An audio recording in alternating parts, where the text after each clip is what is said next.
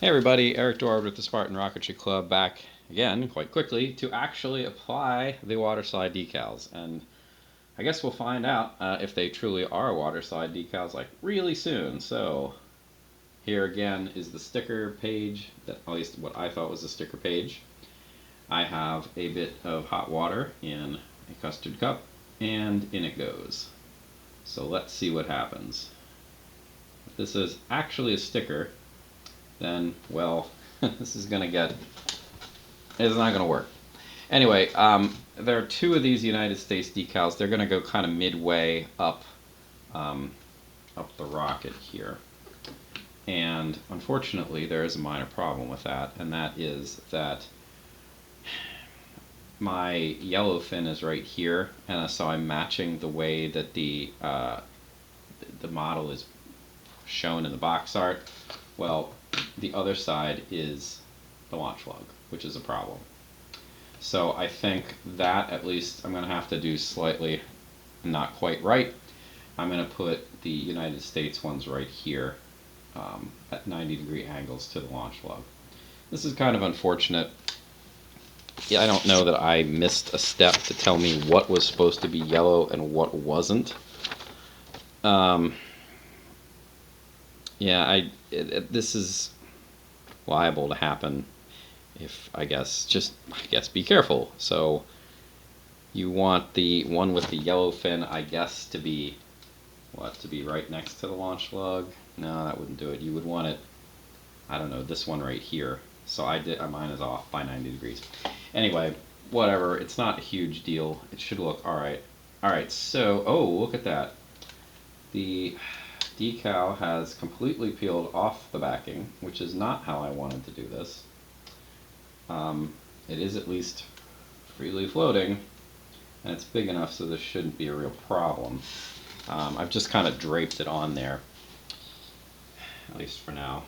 That's actually pretty well centered, I think, just how it happened to fall. So I'm going to do my best to get this straight and rather centered. It looks reasonable.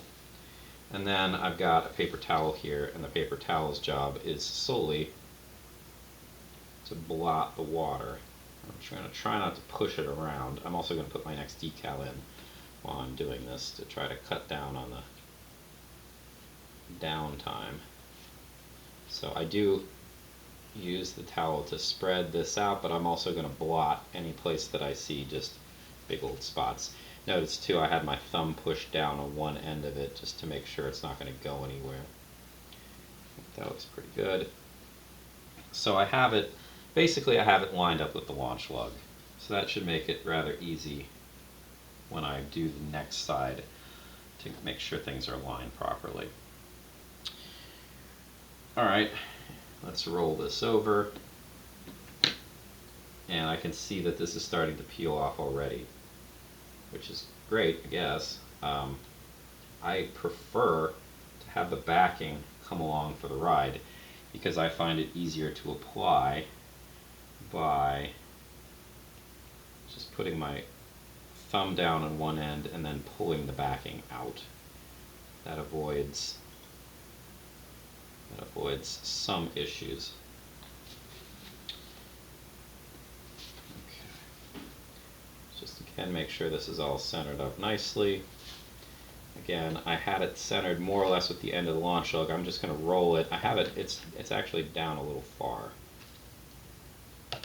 If you really wanted to do this with incredible precision, then don't just eyeball it. You would need to actually measure things, but the instructions for applying the decals are not that precise. So you're kind of left to your own devices, honestly. There are some kits that are that detailed that they give you exact measurements, but this is not one of them. Alright, the other ones are quite small in comparison to that big old United States decal. So I want to be really careful that I don't let this sit too long. Remember, I just want it to ever so slightly start to come apart, the backing and the sticker. This might be enough.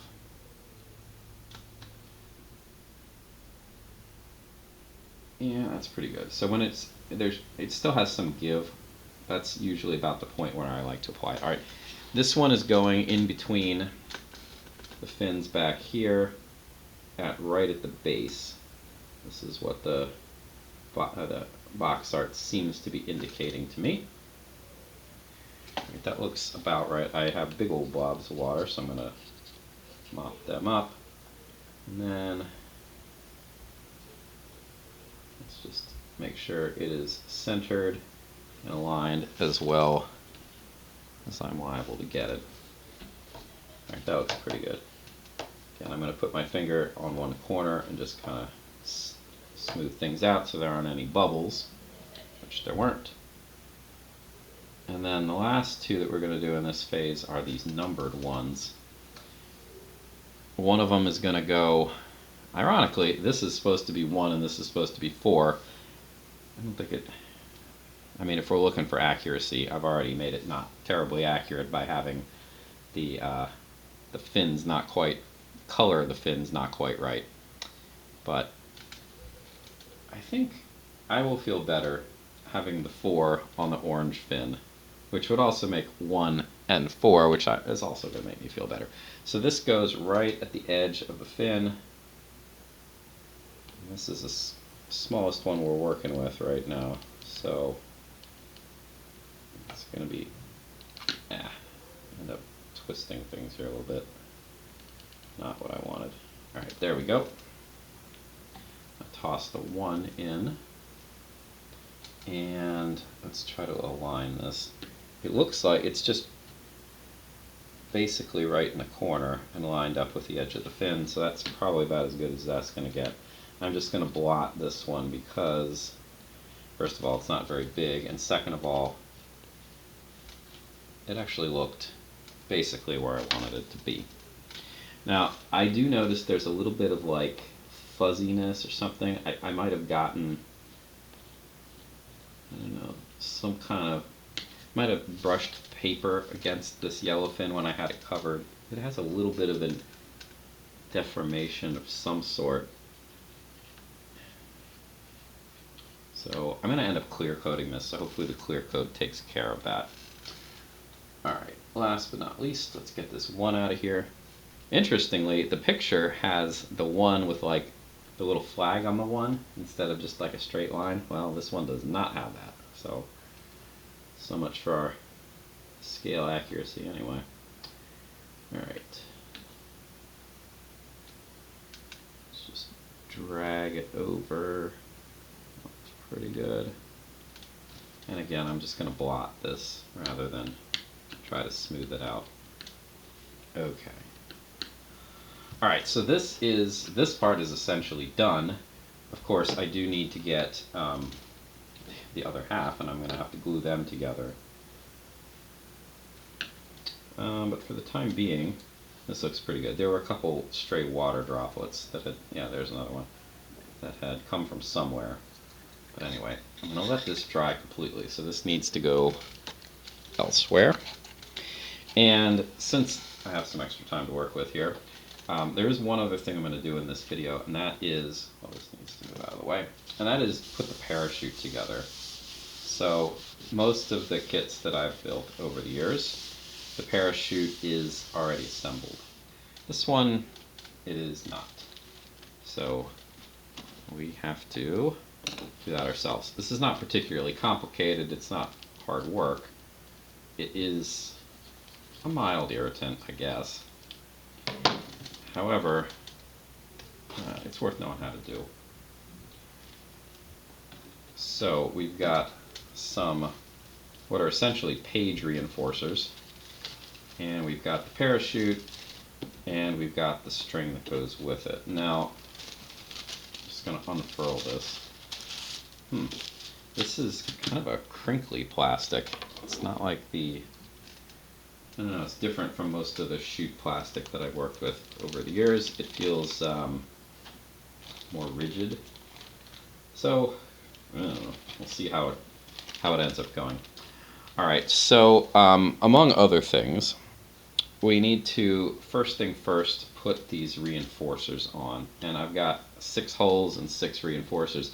I actually, by the way, have a set of these reinforcers just like to use, because I have damaged chutes and they work well to hold things together.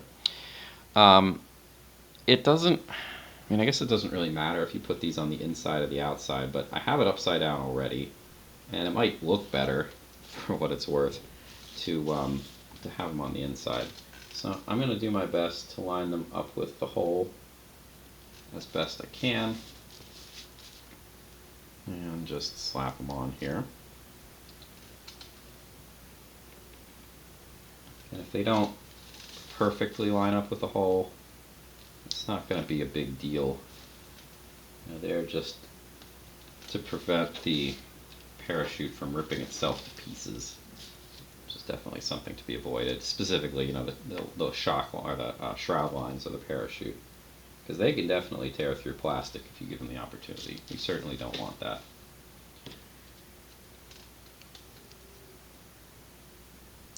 This is definitely a step that this kit is not, like, it wasn't made this year. More modern kits, I don't remember the last time I had to build a parachute to actually put it together. Modern kits tend to do that for you, but it's nice to know. Alright, so reinforcers are in place. You do get some choice sometimes in how you're going to put the shroud lines together, but in this one I think we're going to be somewhat limited in our options because all the shroud lines are the same length. We'll see how long they are and then we'll make some decisions. So the typical Estes chutes that come with kits these days, they have lines going at the top. Let's have a little more room here. So that the tops connect, the bottoms connect, the bottoms connect, and then there's one line that goes across the whole way. This, I don't know if it's better or not, but it does, it avoids a tangle, a potential twist, which is kind of nice. However, this one, let's just see how long the shroud lines are. I mean, they're all the same length, I can tell that. This one, that's a little short to go the whole way across. So instead, we're going to have to do pair and a pair and a pair like this. Overall, I mean, this is not complicated work. All you need to do is stick the string through and then tie yourself a knot and then do it again. And that's all the stronger the knot needs to be. This is actually fairly, I was concerned about this because again, this is not, it's kind of a vintage kit that was sitting around for a while. Sometimes the shroud lines, especially if they are quite thin or rather soft, they won't be durable having sat around this long. But that doesn't seem to be the case for this kit. This is kite line. That's pretty good. Alright, so that's one.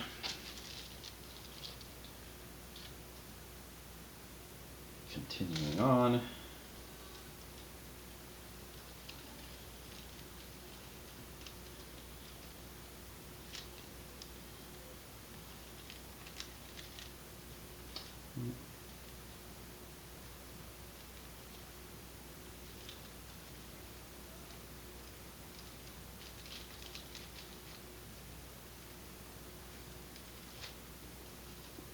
Go. And you could trim that excess, but it's probably not worth it. There's also the risk that I think that these lines will probably hold. They probably won't come undone, but if they do come undone, you probably don't need to have any thread removed. That wouldn't be helpful. So keep the amount of thread as long as possible. This one actually I probably tied, the line was a little too short. There we go. Alright. Alright, last one.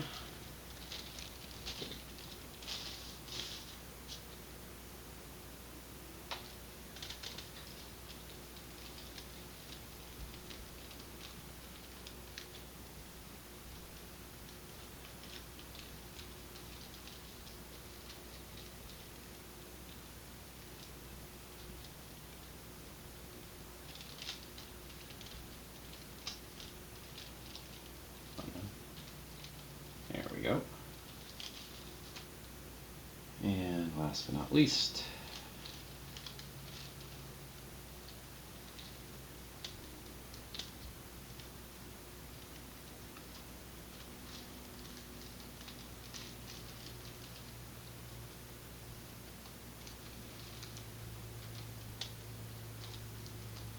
I have to say, this step is not something that I miss. I very much like having the parachutes pre-made. Alright, last little bit then, since I'm futzing around with the parachute anyway, let's grab a swivel here, just so it's ready to install whenever I get to that point. Now, again, most of the current chutes having a line directly across mean that when you bring the shroud lines together, you don't need to have any twist, but because of the way I've tied this, notice here these are crossing over. Well, there's nothing we can do about that.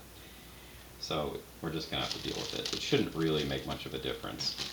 I mean, ultimately, if I have it going this way or this way, it doesn't matter. There's still an X that I'm introducing, which is kind of a bummer. This being a bit thicker line too, fit in pretty nicely.